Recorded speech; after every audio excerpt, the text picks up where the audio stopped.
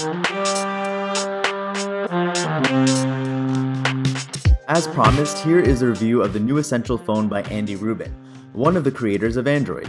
Let's first talk about design. When you pick up this phone for the first time, the first thing you marvel at is the feel of the phone.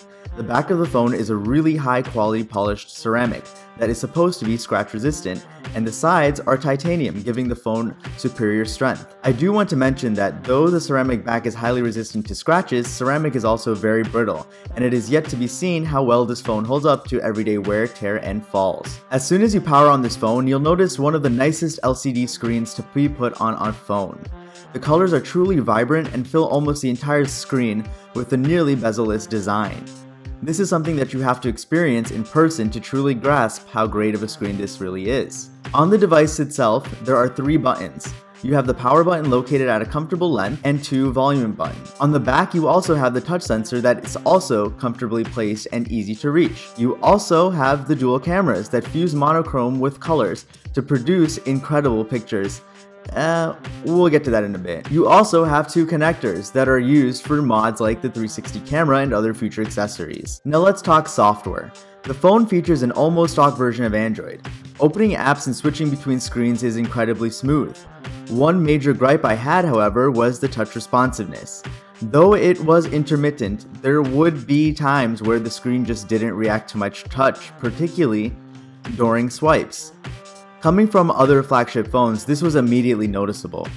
This most likely is a software issue, and I'm hoping that Essential puts out an update ASAP. So how does the software play nicely with the front-facing camera notch? In some apps, particularly the ones by Google, the app fills the entire frame. In most apps, however, a black bar is shown with the usual status bar symbols.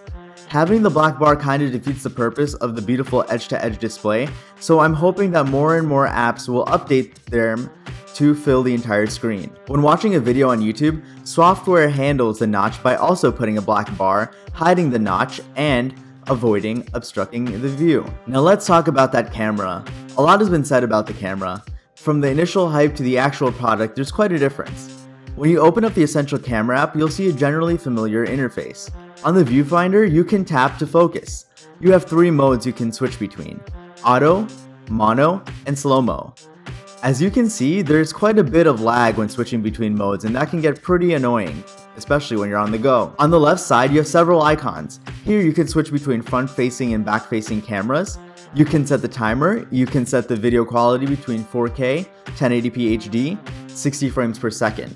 You have an HDR toggle, flash toggle, and overall settings tab, which gives you the options of storing location and playing shutter sounds. When taking pictures, there is also a slight shutter lag that can be extremely annoying.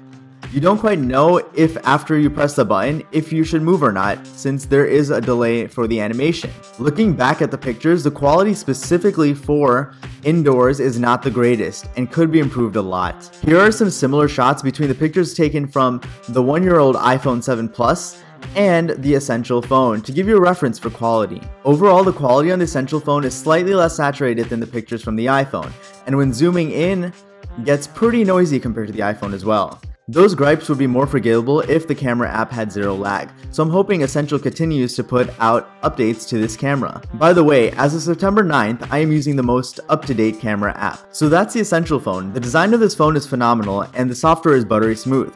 The only 2 major gripes about this phone were the touch responsiveness and the camera, both of which I'm confident Essential will fix with future software updates. Overall, considering that this phone was designed and created by a team of 12, this phone is a great first step, and I'm excited to see what Essential comes up with in later iterations. Until next time, guys.